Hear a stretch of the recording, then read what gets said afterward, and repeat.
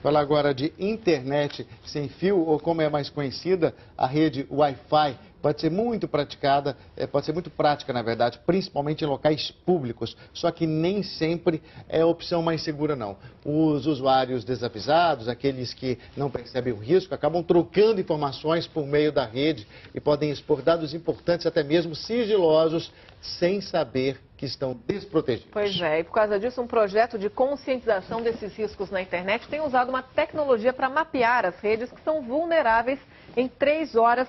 Numa das vias mais importantes do centro do Rio de Janeiro, essa tecnologia registrou mais de 3.000 redes vulneráveis. A repórter Anne Lotterman está no Rio de Janeiro e conta mais pra gente sobre esse projeto. Anne, que tecnologia é essa que faz esse mapeamento todo e dá mais segurança para os usuários, né? Bom dia.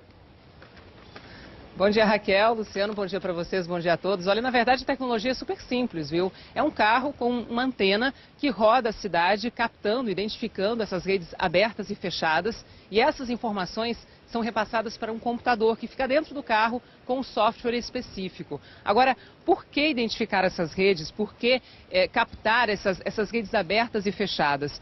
Sobre isso eu vou conversar com o Bruno Salgado Guimarães, que está aqui do meu lado. Ele é diretor executivo do Grupo Claves. Bruno, qual a importância? Por que vocês fazem esse trabalho de identificação dessas redes? Então, Ana, o objetivo desse projeto, que conta com a coordenação do CEPROG, é exatamente criar uma campanha de conscientização no que tange a área de segurança da informação, voltada especificamente para a área de rede sem fio. Então, como funciona o projeto? Nosso objetivo é tentar identificar o maior número possível de redes sem fio em um determinado trajeto. Nesse caso foi um trajeto específico aqui em Ipanema, na cidade do Rio de Janeiro. E o nosso objetivo é, depois de fazer esse levantamento, catalogar quantas redes sem fio nós encontramos, dentre essas redes sem fio, quantas abertas e quantas fechadas, e dentro do universo de redes fechadas, quantas usam protocolos seguros e quantas usam protocolos inseguros.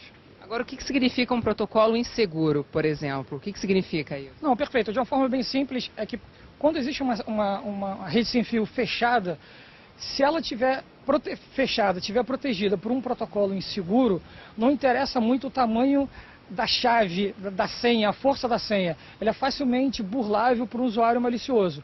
Então é muito importante que uma rede sem fio, quando protegida, quando ela tem a necessidade de estar protegida, no primeiro ponto, que use um processo, uma tecnologia que realmente proteja, como por exemplo o WPA2, e outro ponto também que use uma senha muito segura. E uma senha segura, ela está intimamente relacionada, a segurança da rede, de uma rede sem fio protegida, está muito também relacionada à força dessa senha. E aquelas indicações básicas sobre o mínimo de caracteres, pelo menos 11, que varia letra, números, maiúsculas, minúsculas e outras variantes também. Agora, se eu for usar uma rede Wi-Fi, se eu estou na rua e quero usar uma rede Wi-Fi, quais as dicas que você pode me dar para acessar de forma segura? Perfeito. É importante sempre, não só quando você está usando uma rede sem fio, que você confia em quem está administrando, ou principalmente quando você não conhece quem está administrando, você não sabe se você pode confiar ou não, sempre a melhor tática é sempre não confiar o máximo em si. Então, como por exemplo, você sempre usar conexão segura, principalmente para acessar sites de mídias sociais, tipo Twitter, Facebook, que você não sabe exatamente quem pode estar ali monitorando as informações que estão trafegando. Então é importante você não só proteger quando você vai fazer o login nessas mídias sociais ou qualquer outro tipo de site, mas como também o que você está trafegando de informação ali que fique somente entre você e a mídia social com quem você quer se comunicar. Luciano, você tem uma pergunta para o Bruno? Isso. Estava te falando aqui. A minha pergunta é o seguinte, então, quando você está num serviço que é oferecido um serviço público, por exemplo, na praia, por exemplo, né? A gente imagina que a gente está realmente num local seguro, num aspecto seguro. Como é que pode vir essa invasão, né, do seu dado, né? Você pode ser observado enquanto está navegando através dos servidores, uma outra pessoa pode invadir, um hacker pode invadir. Tem mais facilidade para isso, Juane? Tá, na prática, quando você está numa conexão pública, seja ela até rede sem fio ou até rede cabeada, é importante que você tome todas as precauções da sua máquina. Ou seja, primeiro ponto, se você está numa rede pública, teoricamente, qualquer pessoa que está na mesma rede, se ela tiver conhecimento técnico, ela pode monitorar tudo que está trafegando. Então, por isso que é importante você fazer uma conexão segura, o que a gente chama de conexão tunelada. Por exemplo, se você vai acessar um determinado site, você tem preocupação de ter o HTTPS lá em cima ou aquele cadeadinho, que é uma forma de você garantir, de certa parte, que essa comunicação não pode ser interceptada pelo terceiro. Independente de estar numa rede pública ou numa rede privada, é importante todas aquelas recomendações, já que estão de conhecimento público, né? Manter o seu sistema operacional atualizado, utilizar um firewall no seu sistema operacional, seja ele qual for, utilizar um antivírus atualizado, e fica sempre o ponto de conscientização.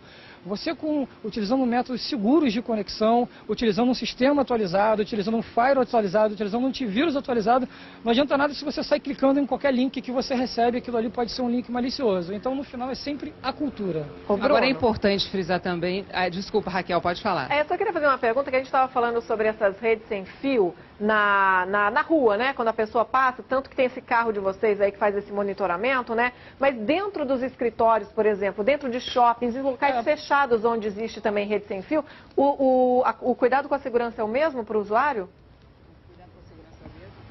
Sim, deveria. Numa prática geral, se você está numa rede pública ou numa rede privada, no que tange do lado do usuário, ele deveria tomar os mesmos tipos de cuidado. Tá? Ou seja, a ideia é sempre você tentar ser o mais cuidadoso possível, independente do meio. Até porque o hábito da segurança, da navegação segura, ele é o hábito, ele é cultural. Então, se você não consegue fazer o chaveamento, hoje eu vou fazer a navegação segura e amanhã eu não vou. É hábito, é cultura. Tem que fazer em todo local, mas uma atenção dobrada quando você estiver no ambiente público, para ver se você está logando de forma segura, se você está com o sistema atualizado, porque tudo é uma relação risco. O risco sempre existe. Numa rede pública, naturalmente, esse risco tende a ser maior.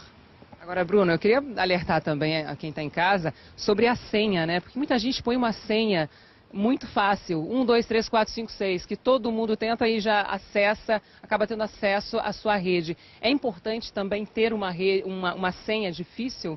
Perfeito, ou seja, vamos dizer que a partir do momento que o usuário tomou todas as precauções do mundo, sistema seguro, conexões seguras, e ele está usando uma senha fraca, ou seja, a única fragilidade do sistema, se não tiver nenhuma vulnerabilidade eminente, é em relação à força da senha. Então a recomendação é que usem senhas fortes, de mais de 11 caracteres, que tenham letras, números, mas Anne, tem um grande ponto que é normal, ou seja, quando você faz essa sugestão, mas como eu acesso 30, 40 lugares, como que eu vou decorar senhas diferentes, ainda mais senhas fortes? Então, a grande recomendação existe uma série de softwares open source, software grátis, que a ideia é, em vez de você decorar 40 senhas diferentes, você decora uma que abre esse programa e ele gera todas as senhas. Então, a partir desse processo, você não precisa... Você vai usar um pouco de trabalho para decorar uma senha forte, e depois desse processo, o que você faz? Você gera a senha ali dentro mesmo, copia e cola. Então você garante que você vai ter uma senha, só precisa decorar uma senha forte, e para cada local que você vai se logar, você pode utilizar uma senha diferente sem nenhum tipo de esforço, que nessas horas a comodidade, o esforço de você querer fazer algo vai contra a segurança. Então tem que ser algo que seja una o útil ao agradável. Então, Obrigada, viu, Bruno? Raquel, Luciano? Keane, obrigado aí. Boas dicas, ótimas dicas.